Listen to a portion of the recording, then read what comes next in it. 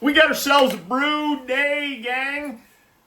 We're gonna brew ourselves up a can of goo. Thomas Cooper's Innkeeper Sparkling Pale Ale. I got the description here. Never brewed this one before. Thomas Cooper's first wife was an innkeeper's daughter, so she knew a thing or two about brewing. Gotta love her, my type of lady. In fact, when Anne became ill, Thomas used a recipe which she acquired from her father as a tonic for his beloved wife. Yeah, baby, give me some beer for when I'm not feeling well. Tonic went on to become the now world famous sparkling ale, made in the tradition of the commercial brew. Sparkling ale is deep golden amber color, full malt driven palate, displays distinctive fruitness with banana esters, generous hops, a clean bitter finish, and a strong creamy head. The perfect tonic for what ails you. Clever. Okay, so we're doing a few things. First of all, we are going to improve the beer kit. Anytime I brew a normal beer kit, I don't just brew what they give us in the old can of goo. I improve it. I do that by taking their yeast that comes with it, even though they got a fancy label on it now. I take that bad boy, I toss her, she gone. I go out and I get myself some nice ale yeast. This is English ale yeast. Let me see here, premium series ale style yeast. Oh, London ale yeast. So that's what we're using. So an English ale yeast is what you want. I was going to use SO4 or even Nottingham, but I decided I'd try Little Brew Premium Series Lallemand by Lallemand. So that's cool. We're going to use that, get rid of the other one, and we're also going to dry hop the shit out of this bad boy. These are East Kent Goldings. So this would be 2 ounces. I'm going to dry hop. I'll probably do 2 different, I'm filling up my fermenter over there with some sanitizer. I haven't decided yet. I might do it 4 days in. As soon as the vigorous fermentation happens, then maybe do it again 3 or 4 days later, or I might do it all at once.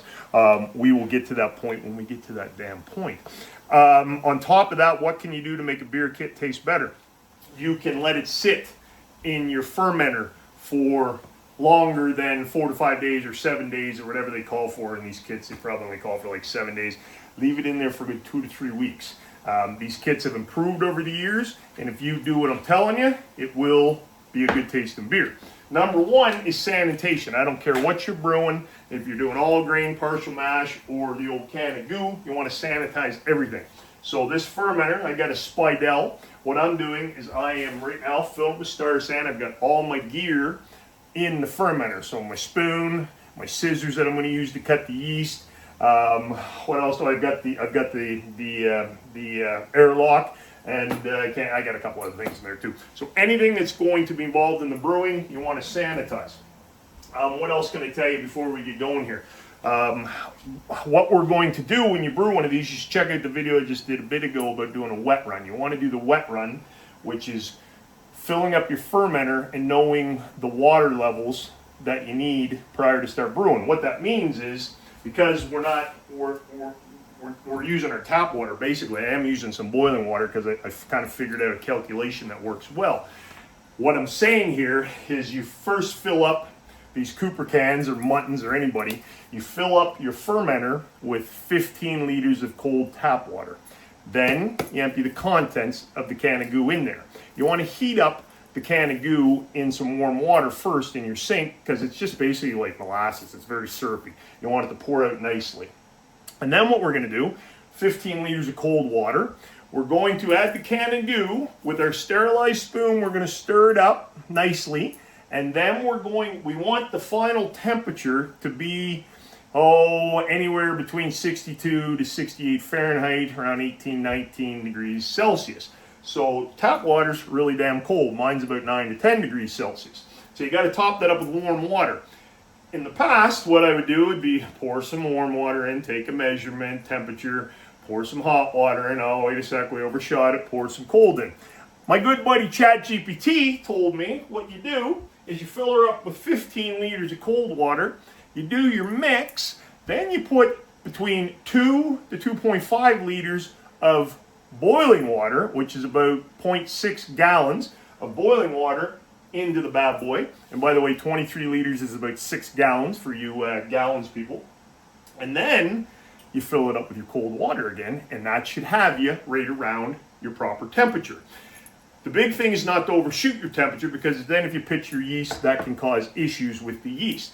If you undershoot, meaning the water's too cold, all it's going to do is going to put the yeast to sleep. They're going to go dormant for a little while. No big deal, because when you move your fermenter to your fermentation chamber, I'm pointing at my room, that's not a fermentation chamber, just a room, once you put it in there, if you undershot, the water's too cold, it's eventually going to come to room temperature. Yeast is going to come alive and take off. So no worries. Okay, so next steps, I'm going to let that settle for a little bit. I am boiling some water. It's not quite there yet. And I'm going to let that soak, I should say, my fermenter. So make sure everything's being sanitized. I'm going to get this into the sink with some warm water around it so it'll pour out nicely. That's the other thing, the can opener. Just dawned on me. I'm going to drop that in my fermenter as well, because you want that sanitized as well. Sanitation is the biggest key to making sure you get good beer. If all these other things, change the yeast, add the hops, let it sit for 3 weeks in a fermenter, all good stuff. Number one thing is sanitation. A lot of guys will brew the first kit of can of goo and it tastes fine. Second kit tastes like shite. Why? Because they didn't clean their fermenter correctly and they didn't sanitize their gear in their fermenter. And then bacteria gets in. No good, shitty tasting beer. Okay, we'll be back here in the next little bit very soon. Okay, gang, we are now filling up the fermenter with the cold tap water up to the 15-liter mark. I don't know what that is in gallons. Quick math. 15-liter mark. I'm pathetic.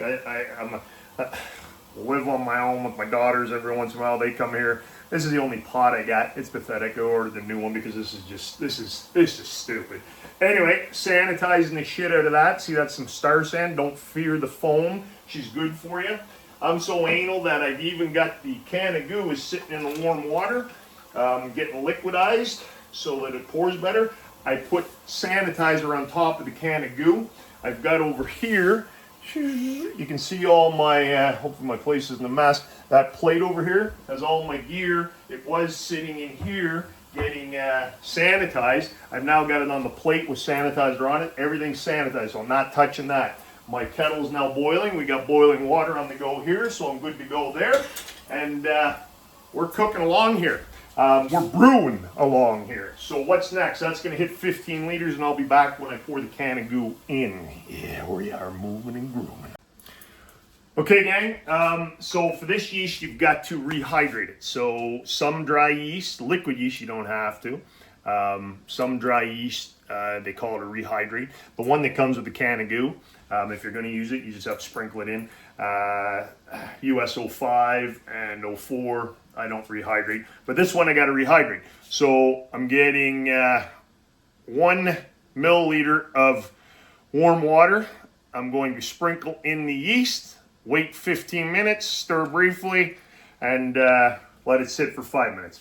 We'll see if I wait that long. Let's make it easy. It's going to rehydrate. If I just took this and poured it into the fermenter, once I get the malt in there and the rest of the water, it would rehydrate eventually. But we're going to do it this way. Why not? So we'll be right back. Fermenter's got the 15 liters of water, and I'm ready to add the malt. So we're cooking along.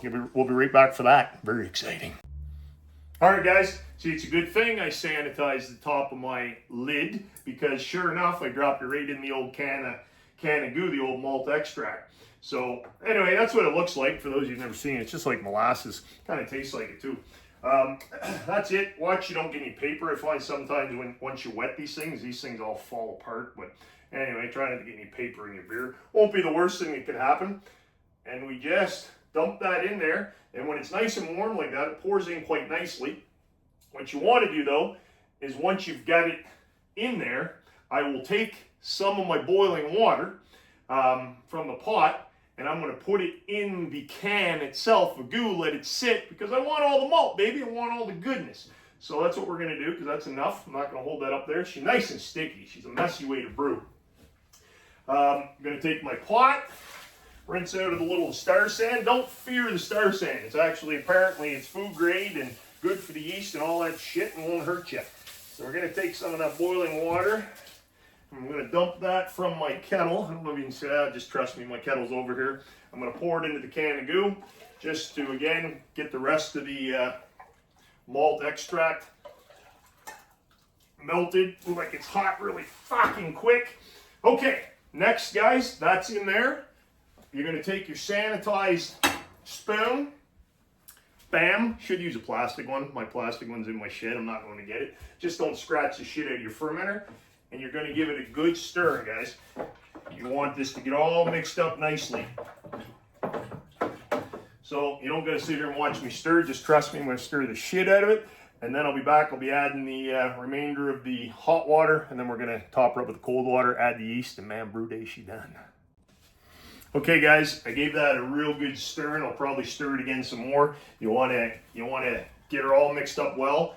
So then we're going to add the 2 liters. Each one of these little tiny pathetic pots is 500 mils. So I'm going to add 4 of these to it of the boiling water. All right. 2, 3, and 4, and I'll probably do, because it's not quite boiling anymore, I turned it off and kind of get busy. I'm going to do 5 of them just to make sure we get a little more volume of liquid in there that's the right temp. So that's good. Now what happens, guys, we're going to top her up. So the 23 liter mark's right under here. We're going to top her up with cold water the rest of the way. Just right from the old tap. Oh, and a little tip, guys, when you're touching that can of goo after you've added hot water to it, use a cloth. Not using my brain. I'm in a rush here. I got a haircut I got to leave in 10 minutes for. I got to keep myself looking all trimmed up. Grab this thing without a towel, and that is damn hot. Burnt the shit out of myself. Always something with brew day. So now we're gonna top that up. We'll see. So this thing's 500 milliliters. We'll see what it takes now to get to the 23 liter mark.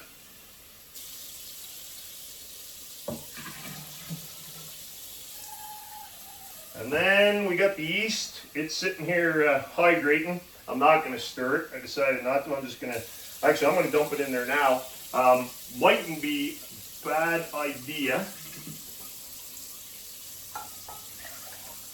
Actually, I'm going to give it a stir. I was going to say, oxygen is good for your, shit, I want to take my, so if you're going to take a hygrometer reading, which I should have done, you would have done it before you pitched the yeast. Again, I'm in a damn rush, and I'm fucking up. Anyway, all good.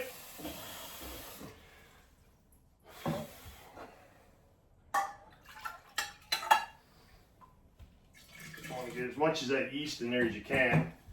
And that's it, guys. So yeast is pitched. I will stir that again because oxygen is actually good for beer at this stage. It's the only stage that you want oxygen in the beer, but it's good for the yeast. The yeast needs the oxygen to get moving and grooving and doing all the good things that we like. That's what I got, guys. So what'll happen from here, I probably won't show you the dry hopping stage. Very easy. You just get yourself a hop sack, it's called. Or you just dump them in. Just dump them in, actually. But you can use one of these, make sure it's sterilized. You can pick those up. Muslin bag. You can pick those up at any craft brew shop. Or you can just dump them in. Dump them in straight if you like. That's probably what I'll do. So I'll let you know when I do the taste test on this beer what I did. I'll probably, because I'm freaking lazy these days, I'll probably just do it 4 days after the vigorous boil is over. We'll probably dump both in. We'll see how I'm feeling. That's what I got, guys. Any questions, let me know. Brew day shit just about done. Always an adventure brewing these beer kits. And reach out to me if you have any questions. And I do have a new beginner's boot camp, brewing boot camp set up over my blog. 7-day boot camp, teach you how to brew beer easy, simply, make good beer without complicating the shite out of it. And I'll put the link to sign up under this video to it. If you've been brewing for a while, you're going to get into all grain. Fuck, I got like all the malt all over me. If you're going to get into all grain, I also give away my top 5 best-selling recipes from my brew pub, my personal recipes. And the link will be under this video also. Cheers, guys. Big Robb, well, you gone, yeah.